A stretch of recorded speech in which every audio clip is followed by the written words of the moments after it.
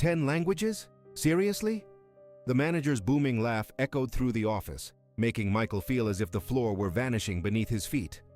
Sir, with all due respect, but desperate people tend to exaggerate their abilities a little, don't you think? Michael Smith clenched his hands on his knees, feeling the sweat seep through the shirt he had ironed 3 times that morning. It was the only decent shirt he owned, inherited from his older brother, who had emigrated to the United States 5 years prior. His shoes, though polished to a shine, couldn't hide the cracks in the leather that spoke of thousands of miles walked. I'm not exaggerating, Mr. Charles, Michael replied, his voice trembling slightly but carrying a strange conviction. I speak Spanish, English, Portuguese, Italian, French, German, Mandarin, Japanese, Arabic, and... He paused, swallowing. International Sign Language. Charles Miller, Human Resources Manager at the multinational company Tech Global, leaned back in his leather chair, crossing his arms. He had interviewed hundreds of desperate people in his 15-year career, and they all had the same story. Single parents, night jobs, broken dreams they tried to rebuild with well-intentioned lies. Look, Michael, I can call you Michael, right? Charles scanned the resume printed on cheap paper. I see here your last job was as a night custodian at Metropolitan Hospital, and before that, office cleaning. I don't see any college degree, any language certificates, any... I don't have degrees, Michael interrupted, and for a moment his eyes hardened with a determination that surprised the manager. But I have an 8-year-old daughter who was born deaf, Sophia, and when the doctors told me I needed to learn sign language to communicate with her, I didn't stop there. I also learned American Sign Language, British Sign Language, French Sign Language. Charles's condescending smile faded slightly. There was something in the way Michael pronounced his daughter's name that sounded too real, too painful to be an act. You see, Mr. Charles, when I worked nights at the hospital, I met many families. Families who came from other countries, scared, unable to communicate with the doctors. A Chinese woman was crying because she didn't understand what was wrong with her baby. A man from Nigeria couldn't explain the pain his wife was feeling. I started to help, to translate. At night after cleaning, I'd stay and study in the hospital library. Michael touched his shirt pocket, where he kept a small photo of Sophia smiling, her hands forming the I love you sign in sign language. Languages weren't a choice, sir. They were a necessity. First for Sophia, then to help others. Every language I learned brought me closer to my daughter, allowed me to help more families, gave me purpose. Charles shifted uncomfortably in his chair. The story sounded too elaborate, but there was a sincerity in Michael's eyes that intrigued him. He had interviewed enough liars to recognize one, and something told him this man wasn't entirely lying. Perhaps exaggerating, yes, but not lying. Michael, I appreciate your creativity, Charles said, organizing the papers on his desk. But this is a serious position, customer service for international markets. We need someone with proven experience, certifications. Give me a chance. Michael leaned forward, his voice now pleading but firm. Just a trial. If I can't prove what I say, I'll leave without protest. Charles sighed, looking at his watch. He had 3 other interviews that afternoon and was already running late. The company had lost 3 major contracts last month due to communication problems with international clients. The last interpreter they had hired turned out to be a fraud, and his boss was pressuring him for a quick solution. All right, Charles said, more out of curiosity than conviction. Let's say I give you that chance. What guarantees me that I won't be wasting my time in the companies? Michael felt a spark of hope, but also a knot in his stomach. He knew this was his only real chance to get a job that would allow him to get off the night shift and spend more time with Sophia. The teachers at the special school had told him the girl needed more support at home, more quality time with her father. Mr. Charles, I work from 11 at night to 7 in the morning cleaning this very building, Michael said, watching the manager's eyes widen in surprise. I've been cleaning your office for 2 years. I know every corner of this company. I know you lost the contract with the Chinese company because no one could handle the negotiation in Mandarin. I know the German client complained because the interpreter confused technical terms. I hear the conversations while I clean. Charles sat up straight in his chair, feeling uncomfortable knowing that the man who cleaned his office had been a silent witness to the company's failures. That doesn't mean you can do the job, Charles retorted, but his voice had lost some of its initial condescension. No, it doesn't, Michael admitted. But it means I understand what they need, not just someone who speaks languages, but someone who understands cultures, sensitivities.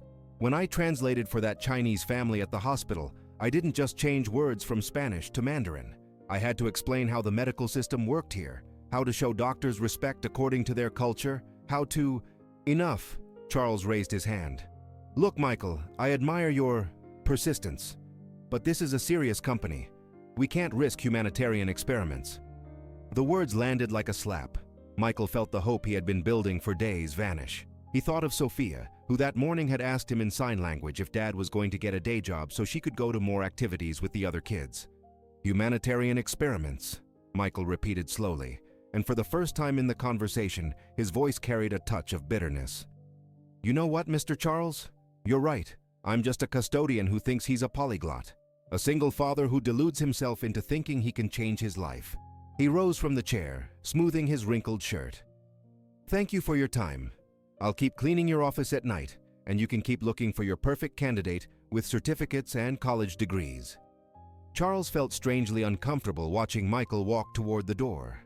There was something in the dignity with which the man accepted defeat that bothered him. Perhaps he had been too harsh, but business was business.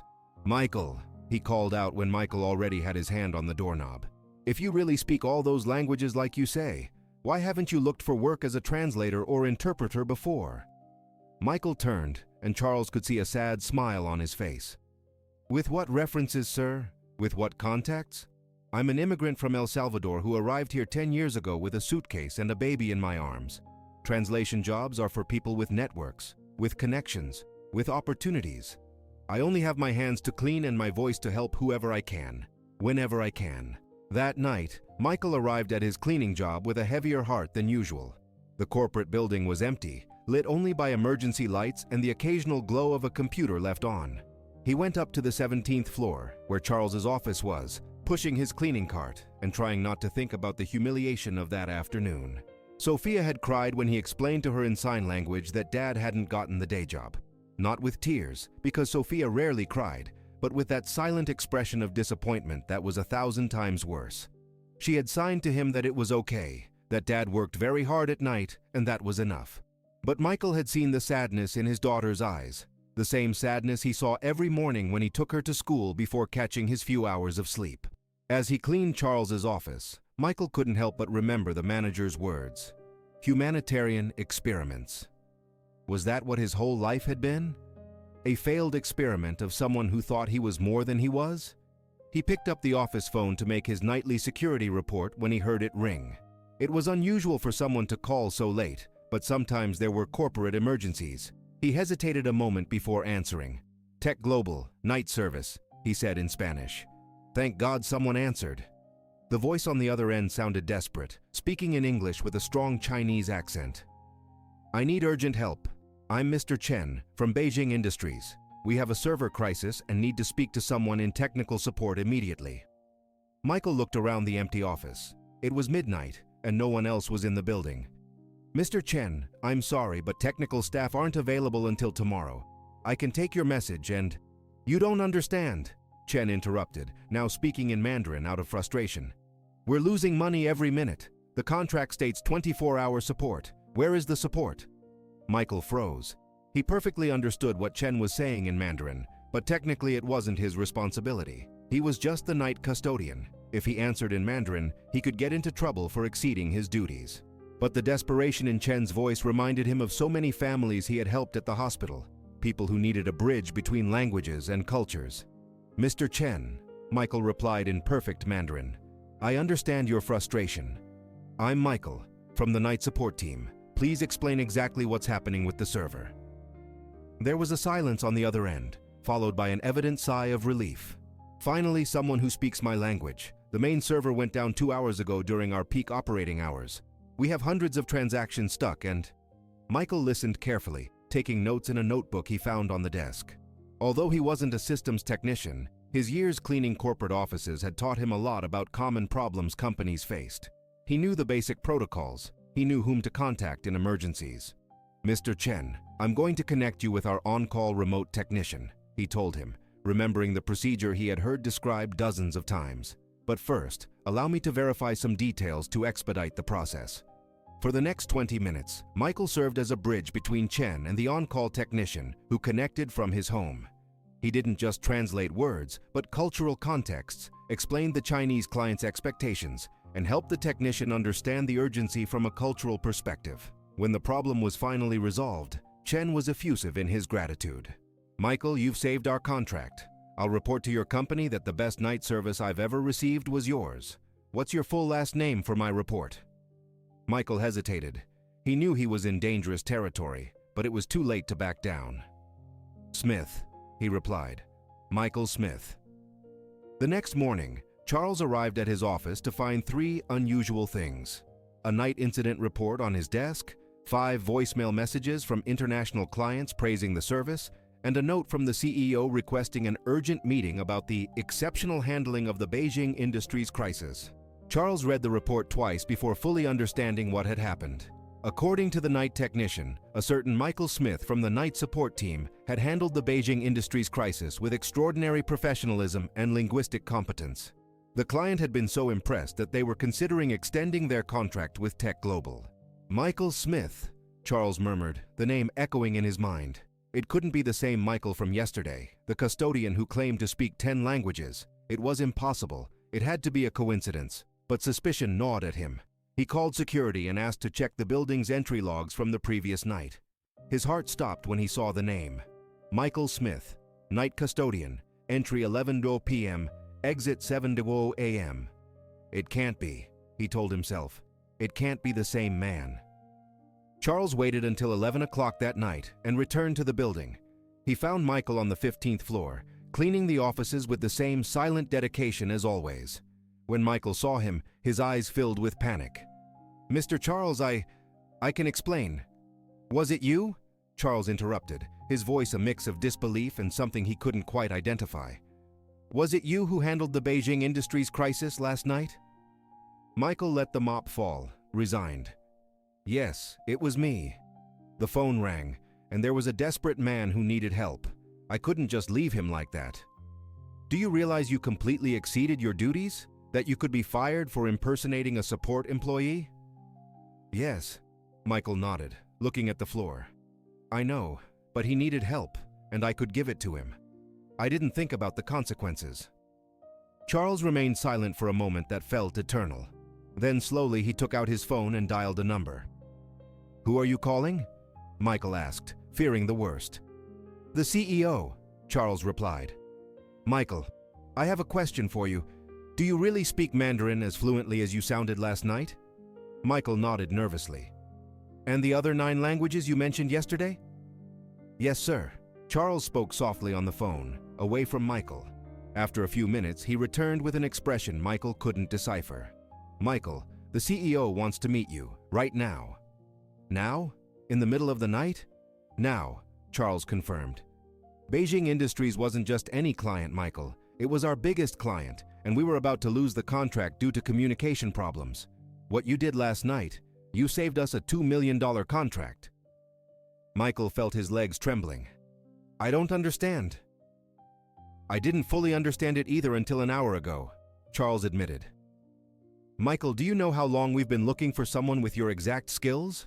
Do you have any idea what a polyglot with your intercultural communication ability is worth?" Charles ran a hand through his hair, looking genuinely overwhelmed. "Yesterday I treated you like a desperate liar. I saw you as a custodian who thought he was more than he was. But the truth is, I was the ignorant one. I didn't recognize the talent in front of me because it came packaged in a way I didn't expect." Michael didn't know what to say. After years of being invisible, of being just the man who cleaned offices while others worked important jobs, suddenly someone was truly seeing him. "What does this mean?"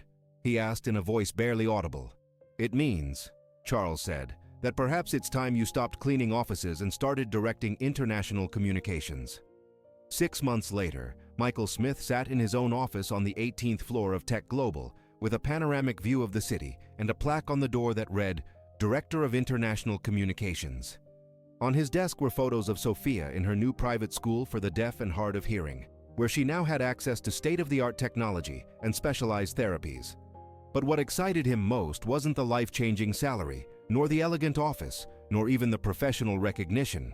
It was the special project he had proposed and which the company had enthusiastically approved, an intercultural communication training program for employees, and a free interpretation service at the hospital where he had worked as a custodian. "Dad," Sophia had signed to him the week before, "now I understand why you learned so many languages. It wasn't just for me, was it? It was to help more people like us." Michael remembered those words as he reviewed the contracts that had arrived that morning. Tech Global now managed clients in 15 different countries, and his department had grown from one person to a team of 8 intercultural communication specialists. Charles, now his close colleague and friend, entered the office with a smile. "Michael, I have news. Remember Mrs. Wang from Metropolitan Hospital, the one who couldn't communicate with the doctors about her baby?" Michael nodded. She had been one of the first people he had helped years ago. Her son is now studying medicine and wants to do his internship here in our medical interpretation program. He says your help that night not only saved his family from despair, but also taught him the power of building bridges between cultures. Michael felt his eyes well up.